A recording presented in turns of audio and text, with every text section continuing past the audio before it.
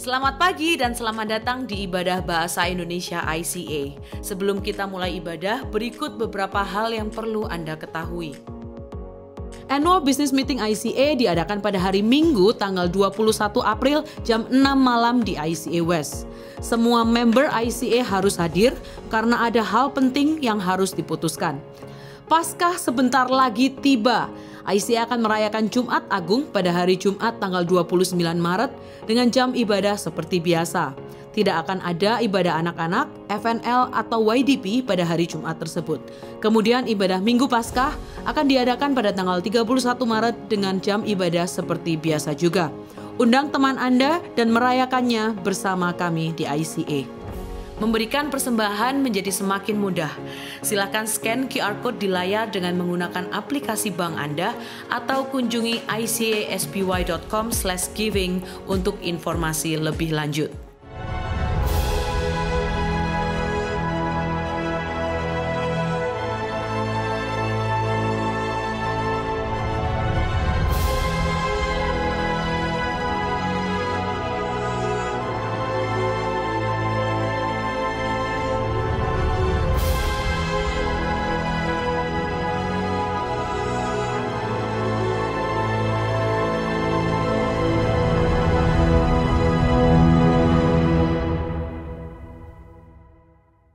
Selamat pagi, nama saya Pastor Samuel Han, saya adalah pastor eksekutif di Gereja ICA Surabaya.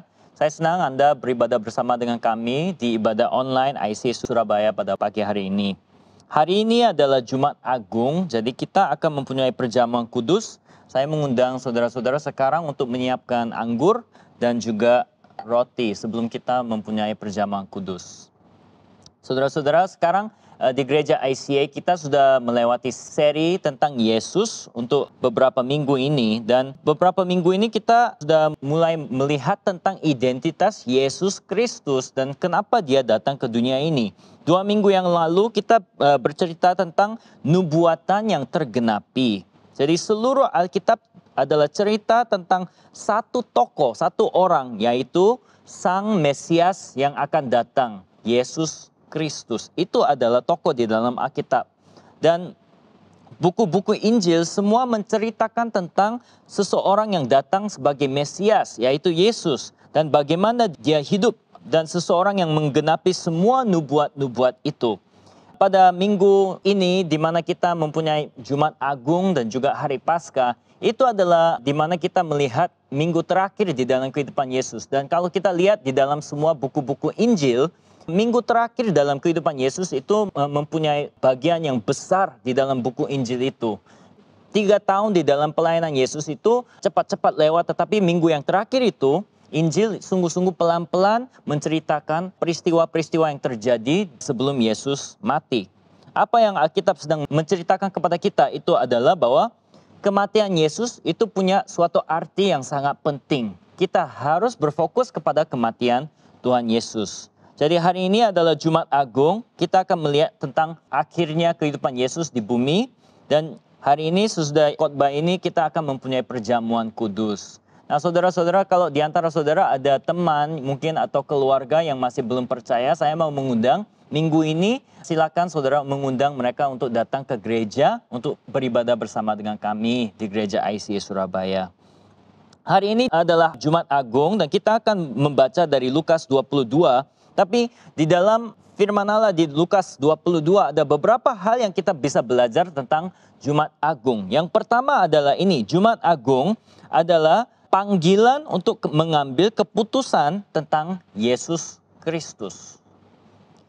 Kalau kita lihat di Lukas 22, mulai cerita tentang bagaimana Yesus itu disalibkan. Lukas 22:1 memulai demikian. Hari raya roti tidak beragi yang disebut Paskah sudah dekat. Imam-imam, kepala dan ahli-ahli Taurat mencari jalan bagaimana mereka dapat membunuh Yesus. Bagi orang-orang yang tidak ke gereja, apa itu Jumat Agung ya? Mungkin karena namanya Jumat Agung, kita bisa pikir Jumat Agung adalah hari yang senang. Memang itu adalah hari senang, tapi Jumat Agung adalah hari di mana kita merayakan kematian Tuhan Yesus. Kita percaya bahwa Yesus mati pada hari Jumat, jadi kita panggil itu hari Jumat Agung. Tetapi kenapa Yesus itu kok harus mati ya? Kenapa imam-imam, kepala, dan ahli-ahli Taurat mau membunuh Yesus? Ternyata karena Yesus waktu dia ada di dunia ini, dia bukan hidupnya sebagai orang yang netral. Orang yang mungkin orang-orang itu anggap, oh dia itu orang yang bagus ya, orang yang baik. Tapi ternyata Yesus itu datang dan dia itu mengakui hal-hal yang sangat mengherankan. Hal yang orang-orang biasa itu mendengar, mereka harus membuat suatu keputusan tentang identitas Yesus. Dia mengakui satu hal yang sangat besar, yaitu bahwa dia adalah Mesias yang sudah dinantikan oleh orang Yahudi. 2 minggu yang lalu, Pastor Anthony sudah menyampaikan khotbah tentang nubuatan yang tergenapi. Yesus melalui kehidupannya, dia menggenapi lebih dari 300 nubuatan yang tertulis di dalam Alkitab yang dipercayai orang Yahudi. Mereka itu semua tahu tentang nubuat-nubuat itu, dan Yesus dia datang dan dia mengakui bahwa semua nubuat itu saya datang untuk menggenapinya. Lukas 4:18-21 tertulis, Roh Tuhan ada padaku, oleh sebab ia telah mengurapi aku untuk menyampaikan kabar baik kepada orang-orang miskin, dan ia telah mengutus aku untuk memberitakan pembebasan kepada orang-orang tawanan dan penglihatan bagi orang-orang buta, untuk membebaskan orang-orang yang tertindas, untuk memberitakan tahun rahmat Tuhan telah datang. Kemudian ia menutup kitab itu, memberikannya kembali kepada pejabat, lalu duduk. Dan mata semua orang dalam rumah ibadat itu tertuju kepadanya. Lalu ia memulai mengajar mereka, katanya, pada hari ini genaplah nas ini sewaktu kamu mendengarnya. Yesus mengakui hal yang sangat mengherankan.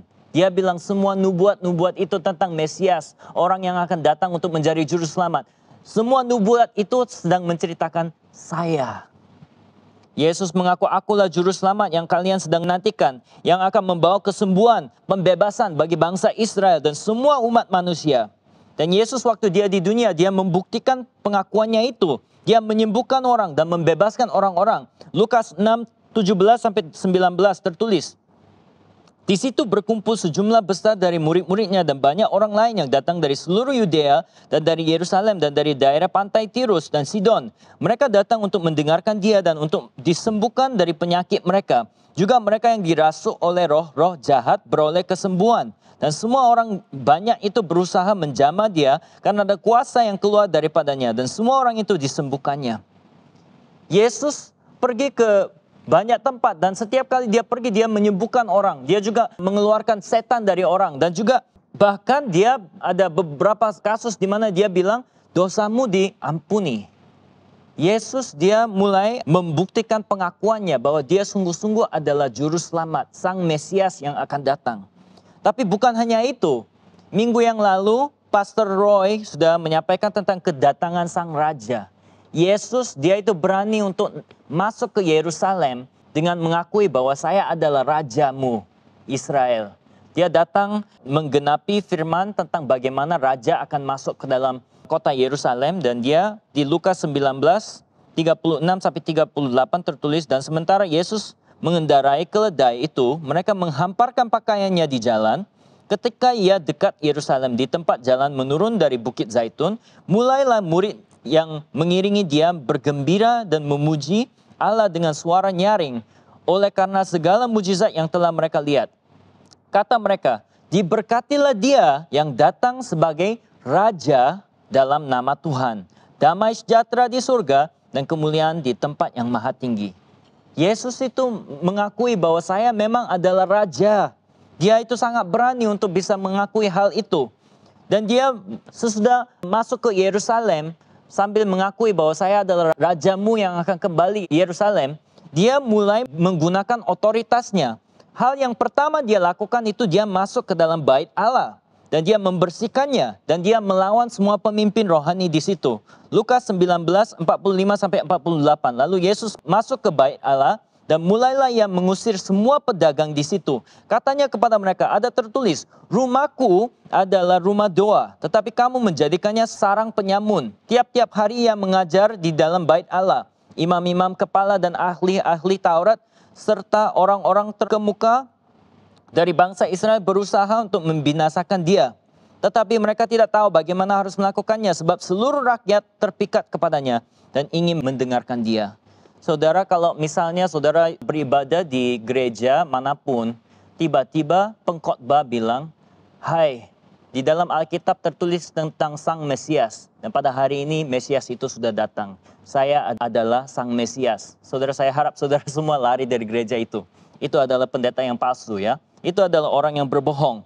Tapi coba bayangkan, itu adalah pengakuan Yesus. Yesus dia tahu bahwa bangsa Israel itu sudah menantikan seorang Mesias. Dia tahu bahwa semua bangsa Israel sudah punya pengharapan bahwa ada Mesias yang akan datang, Raja yang akan datang.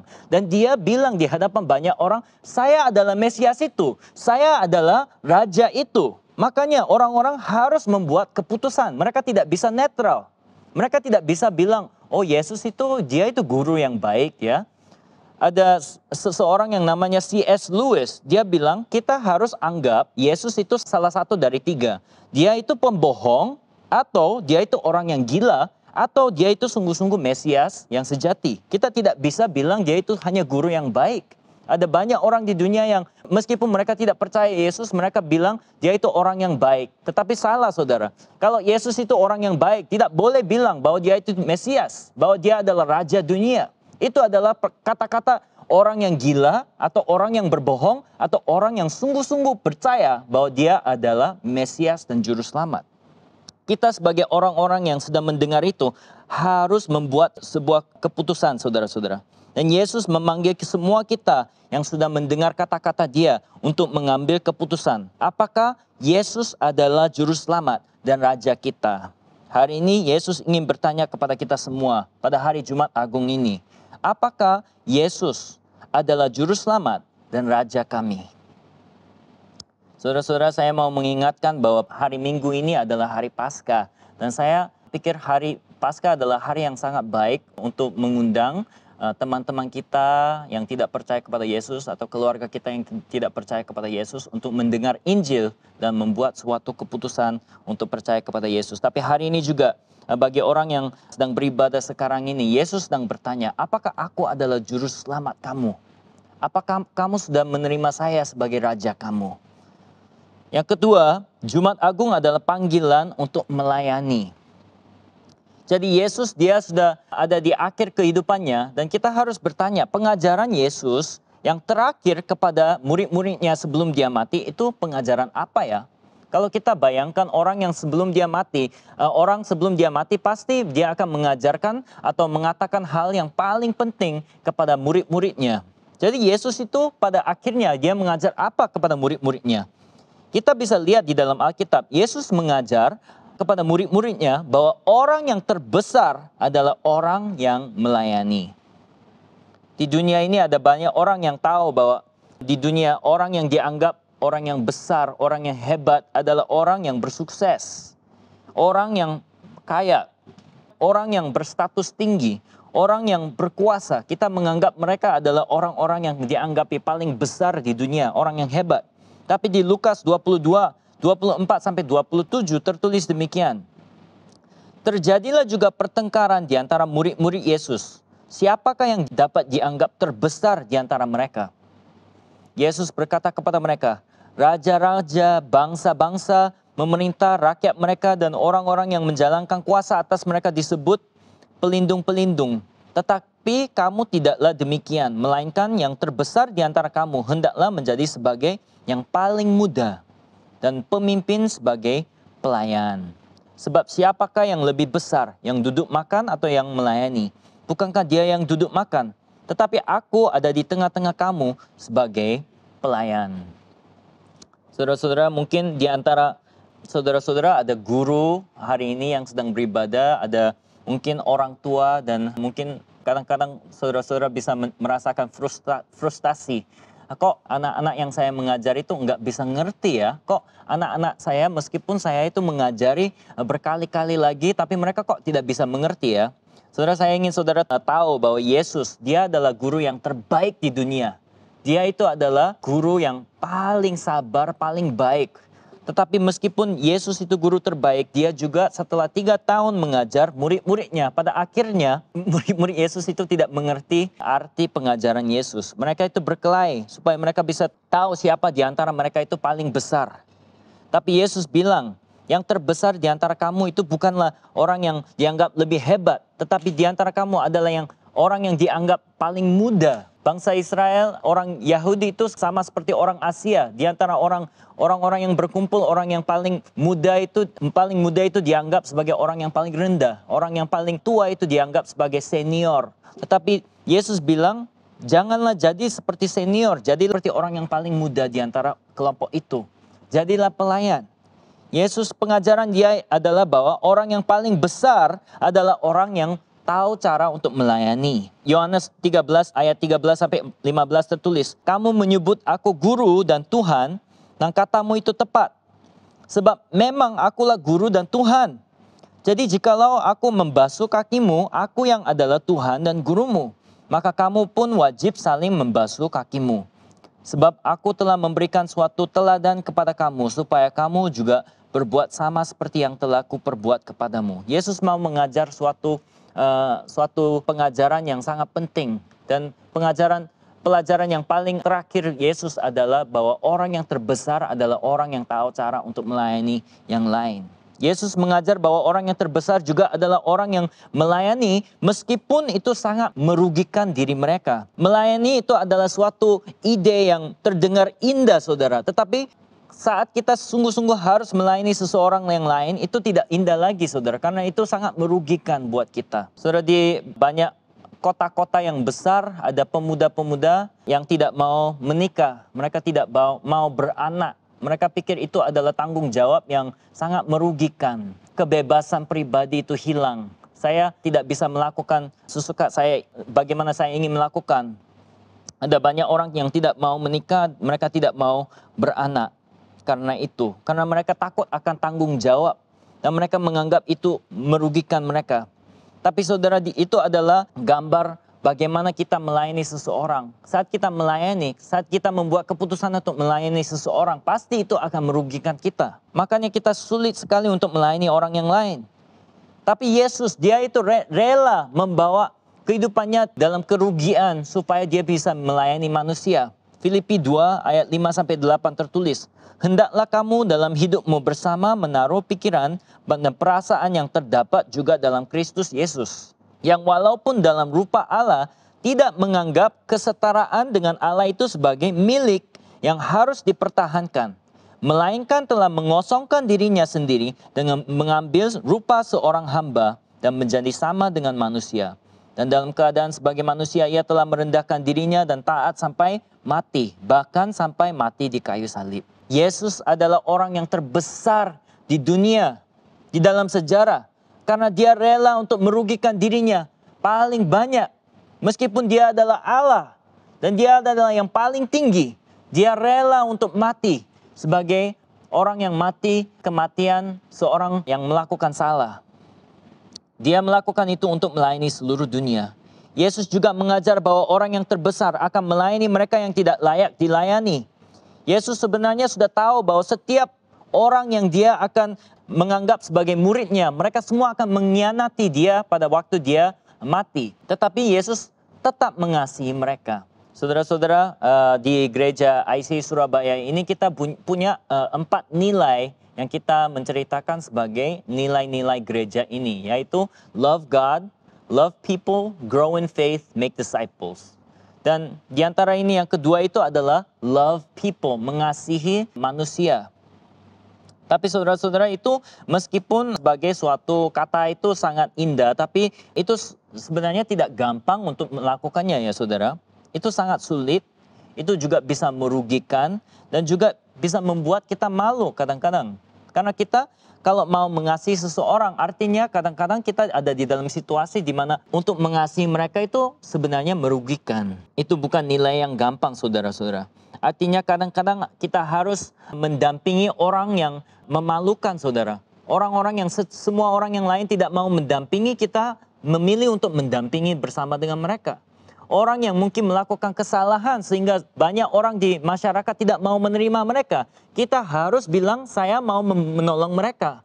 Meskipun semua orang yang lain bilang, oh jangan bantu dia dong. Tapi kita kalau sungguh-sungguh di dalam nilai ini, kita mau love people, artinya kita harus membantu orang-orang yang sudah dianggap orang yang lain sebagai orang yang tidak bisa dibantui, tidak layak dibantui, saudara. Pelayanan yang dilakukan untuk membantu orang yang sebenarnya tidak layak untuk dibantui, itu adalah pelayanan yang akan membawa hidup yang sejati, saudara. Yesus dia rela untuk melayani manusia meskipun manusia tidak layak untuk dibantui, untuk dilayani. Yesaya 53 ayat 5 tertulis, tetapi dia tertikam oleh karena pemberontakan kita. Dia diremukkan oleh karena kejahatan kita. Ganjaran yang mendatangkan keselamatan bagi kita ditimpakan kepadanya dan oleh bilur-bilurnya kita menjadi sembuh. Ayat 11 tertulis, sesudah kesusahan jiwanya, ia akan melihat terang dan menjadi puas. Dan hambaku itu sebagai orang yang benar akan membenarkan banyak orang oleh hikmatnya dan kejahatan mereka dia pikul. Yesus karena dia saling rela datang untuk melayani manusia, maka manusia itu bisa diselamatkan, saudara. Yesus sedang memanggil kita juga untuk melayani mereka yang di sekeliling kita. Mungkin keluarga kita melakukan kesalahan kepada kita, kita tidak mau melayani mereka. Mungkin ada di tempat kerja orang-orang yang melakukan kesalahan terhadap kita. Mungkin mereka itu kita tidak anggap mereka itu layak untuk dilayani kita.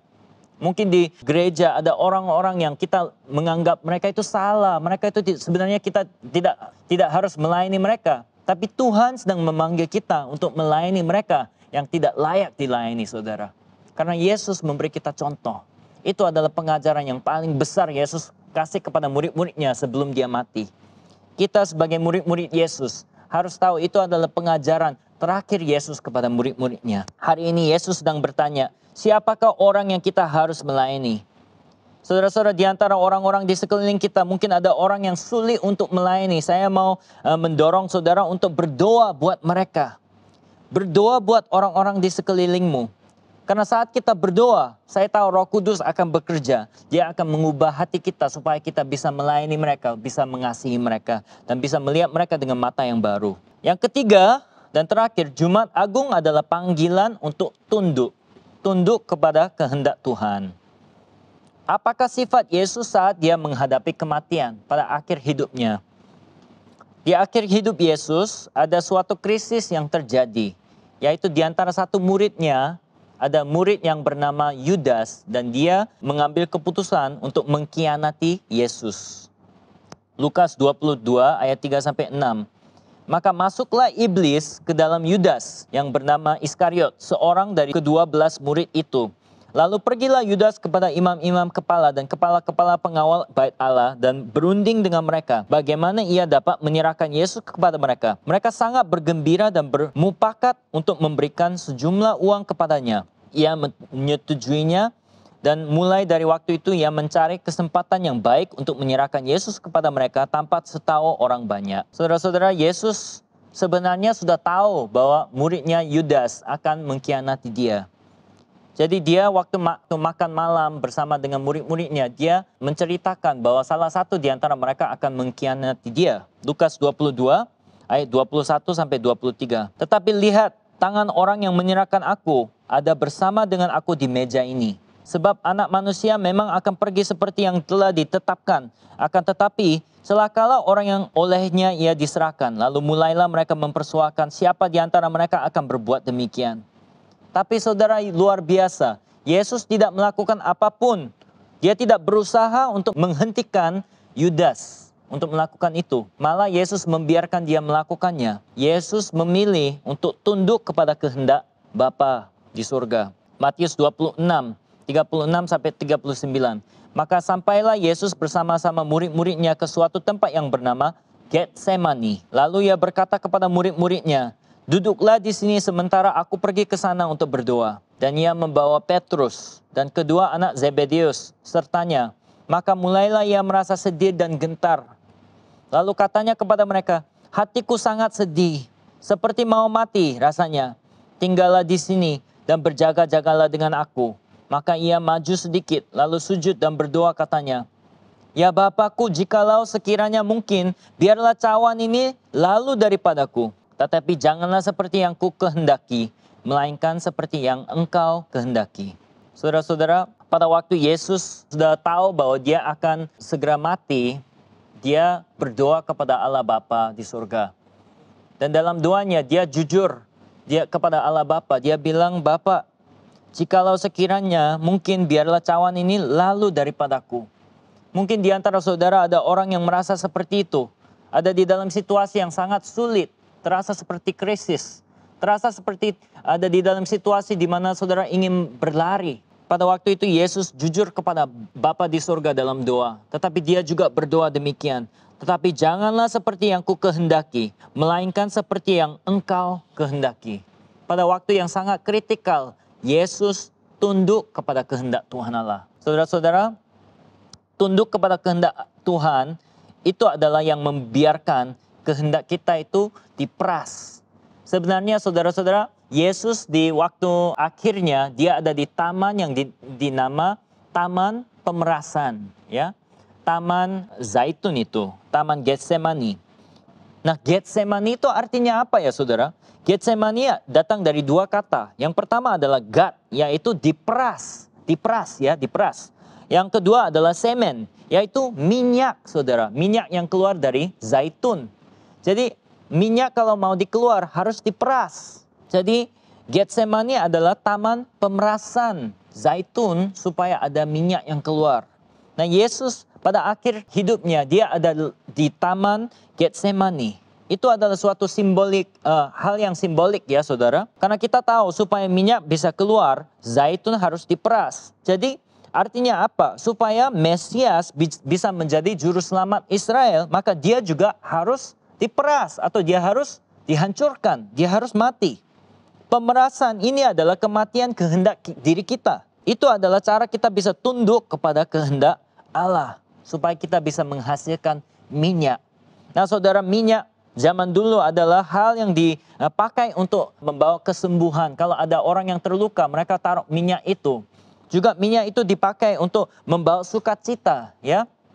Juga minyak itu dipakai sebagai suatu simbol kehadirat Tuhan. Makanya orang diurapi, raja atau nabi atau imam, mereka pasti diurapi dengan minyak. Karena itu adalah tanda bahwa hadirat Tuhan ada bersama dengan mereka. Bagaimana kita bisa mendapatkan minyak itu? Hanya waktu zaitun itu diperas. Jadi saudara, di dalam kehidupan Yesus juga, keselamatan hanya bisa datang saat Yesus kehidupannya itu diperas. Kayak seperti zaitun. Karena Yesus tunduk kepada kehendak Allah, maka ada hidup yang datang melaluinya. Hari ini mungkin di antara saudara-saudara ada yang sedang mengalami masa yang terasa seperti hidup saya itu kayak diperas ya, atau dihancurkan.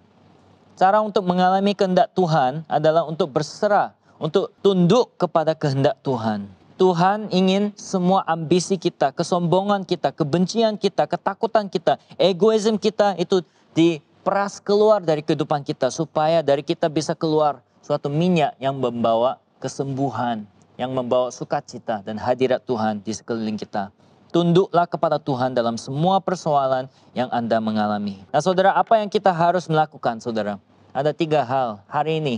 Ambillah keputusan tentang Tuhan Yesus. Apakah dia adalah juru selamat dan raja di dalam kehidupan saudara. Yang kedua, layanilah orang-orang di sekitar saudara. Mungkin di antara saudara ada orang yang sekarang Tuhan sedang berfirman, kamu harus melayani mereka. Layanilah mereka. Dan yang ketiga, tunduklah kepada Tuhan. Saya percaya saat kita melakukan itu, Tuhan membawa berkat-Nya ke dalam kehidupan kita. Hari ini adalah Jumat Agung, jadi kita akan punya waktu perjamuan kudus. Saudara-saudara, Jumat Agung adalah hal yang direncanakan Tuhan. Itu bukan kebetulan, tetapi Tuhan itu sungguh-sungguh merencanakannya. Jadi Lukas 22:1 tertulis, hari raya roti tidak beragi yang disebut Paskah sudah dekat. Jadi Yesus waktu dia mau mati, dia sebelum mati merayakan hari Paskah bersama dengan murid-muridnya. Dan kematian Yesus terjadi persis pada waktu perayaan hari Paskah. Paskah itu apa saudara? Paskah adalah hari di mana orang Yahudi itu merayakan keselamatan bangsa Israel dari perbudakan mereka di tanah Mesir. Waktu itu bangsa Israel itu mereka itu diperbudak, mereka tidak punya kuasa. Tetapi Tuhan dengan tangannya yang kuat, dia menghancurkan negara Mesir dan mengeluarkan mereka. Dan pada hari Paskah yang pertama, bangsa Israel diperintahkan untuk mengorbankan domba, anak domba. Habis itu memakai darah itu untuk mencat pintu rumah supaya hukuman Tuhan itu melewati rumah itu dan tidak jatuh di atas mereka. Sesudah itu setiap hari Paskah, setiap tahun bangsa Israel merayakan hari Paskah, di mana mereka mengorbankan domba dan mereka makan domba itu untuk mengingatkan pengorbanan yang menyelamatkan mereka. Dan pada hari Paskah di mana Yesus itu mempunyai waktu bersama dengan murid-muridnya, Yesus dia bilang, hari ini ada suatu perjamuan kudus yang baru. Hari ini saya membuat perjanjian yang baru. Dan dia bilang, tubuh saya dipecahkan, darah saya dicurahkan, supaya kalian dan semua manusia itu mendapatkan keselamatan. Jadi Yesus pada hari Paskah itu dia materaikan suatu hari yang baru. Yohanes 1:29 tulis tentang Yesus. Lihatlah anak domba Allah yang menghapus dosa dunia. Nah, kematian Yesus itu sebenarnya rencana Allah supaya Yesus menjadi anak domba yang menghapus dosa dunia. Sekarang kita tidak merayakan hari raya roti yang beragi sebagai orang Kristen. Tetapi kita melakukan perjamuan kudus. Mungkin di gereja lain saya tidak tahu, tapi di gereja ICA Surabaya kita 1 kali sebulan. Setiap minggu yang pertama kita melakukan perjamuan kudus. Itu supaya kita bisa mengingatkan pengorbanan Yesus. Tubuhnya yang dipecahkan, darahnya yang ditumpahkan supaya kita diselamatkan. Sekarang kita akan mempunyai perjamuan kudus. Jadi saya mau minta silakan saudara ambil roti dan jus anggur. Kita akan mempunyai perjamuan kudus. Jadi Yesus waktu dia bersama dengan murid-muridnya, dia mengajar tentang perjamuan kudus ini. Dan di 1 Korintus 11, Rasul Paulus, dia mengajar gereja cara untuk melakukan perjamuan kudus. Dan dia bilang demikian, sebab apa yang telah kuteruskan kepadamu, telah aku terima dari Tuhan, yaitu bahwa Tuhan Yesus pada malam waktu ia diserahkan, mengambil roti, dan sesudah itu mengucap syukur atasnya. Ia memecah-mecahkannya dan berkata, inilah tubuhku yang diserahkan bagi kamu. Perbuatlah ini menjadi peringatan akan aku.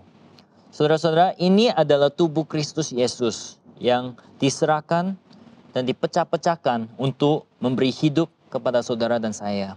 Sekarang saudara-saudara kita akan makan dan minum tubuh Kristus. Sebelum itu saya mau berdoa buat kita. Tuhan, terima kasih pada hari ini kami mengingat pengorbanan Engkau supaya kami bisa hidup. Engkau adalah Juru Selamat.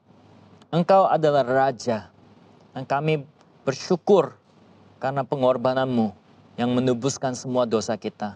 Pada hari ini kami akan mengingat pengorbanan itu. Dan kami makan dan minum tubuh dan darah Yesus Kristus. Di dalam nama Tuhan Yesus. Amin. Saudara silakan makan rotinya.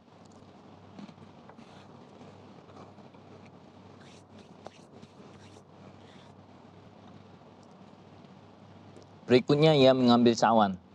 Saya baca. Demikian juga ia mengambil cawan. Sudah makan lalu berkata, cawan ini adalah perjanjian baru yang dimeteraikan oleh darahku. Perbuatlah ini setiap kali meminumnya menjadi peringatan akan aku. Sebab setiap kali kamu makan roti ini dan minum cawan ini, kamu memberitakan kematian Tuhan sampai ia datang. Saudara, ini adalah darah Tuhan Yesus Kristus yang dicurahkan untuk menyucikan kita. Semua kemaluan dosa kita, semua hal yang salah itu semua disucikan oleh darah Tuhan Yesus. Sekarang saudara silakan minum. Ini adalah darah Tuhan Yesus.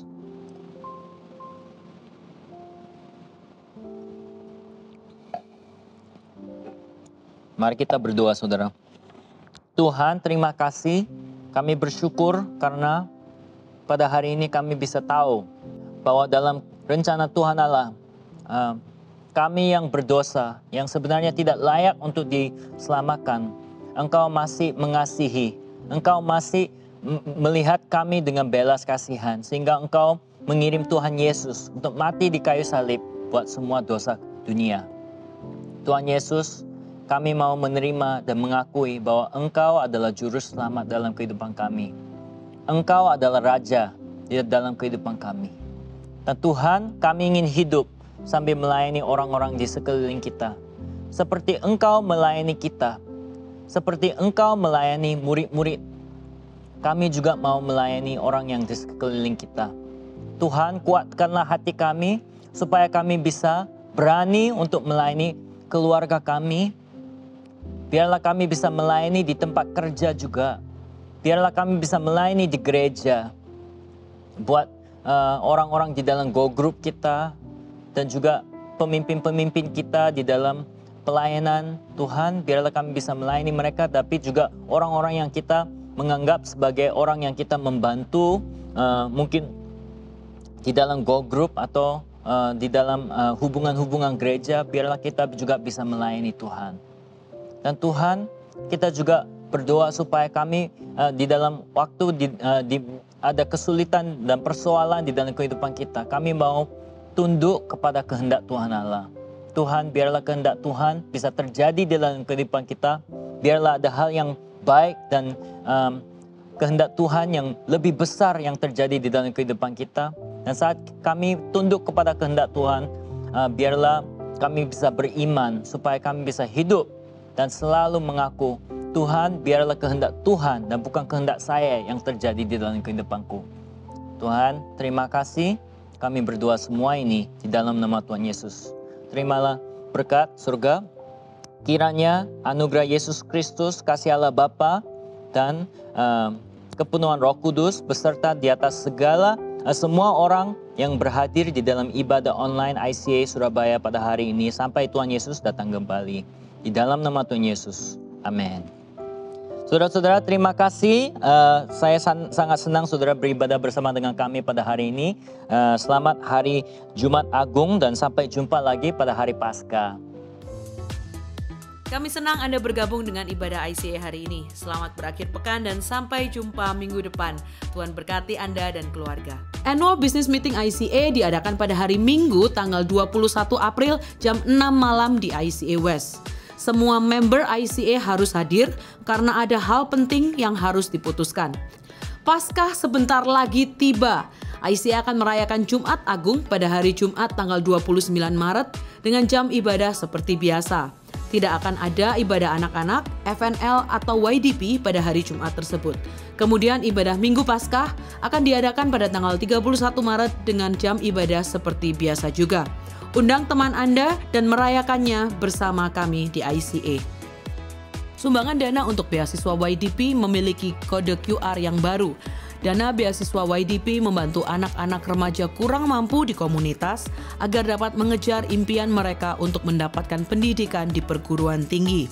Pemberian untuk program ini sekarang memiliki kode QR sendiri, sehingga akan lebih mudah untuk Anda memberi dan mendukung impian anak-anak di YDP.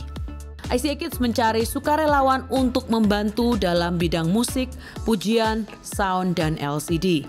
Mari bersama membantu Next Gen di ICA dengan mendaftar sekarang juga. Memberikan persembahan menjadi semakin mudah.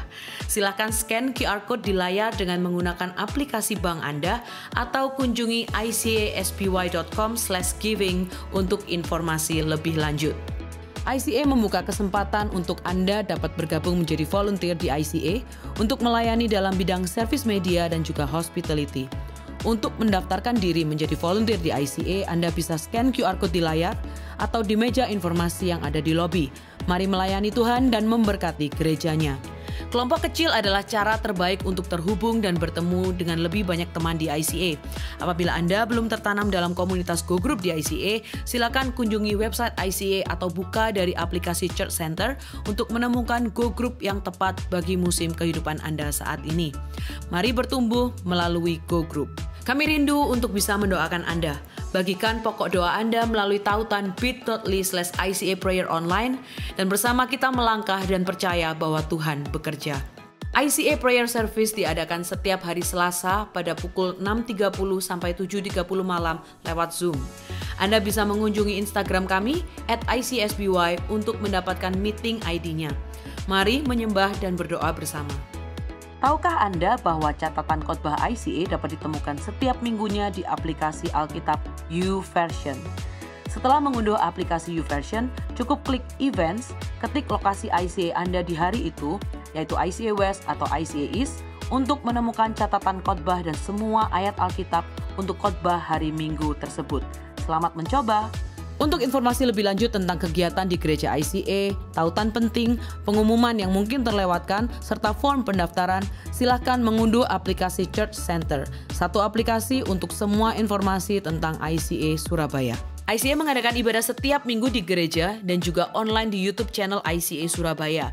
Jadwal ibadah di cabang West dan ibadah online adalah jam 8 pagi untuk ibadah bahasa Indonesia dan jam 10 pagi untuk ibadah bahasa Inggris.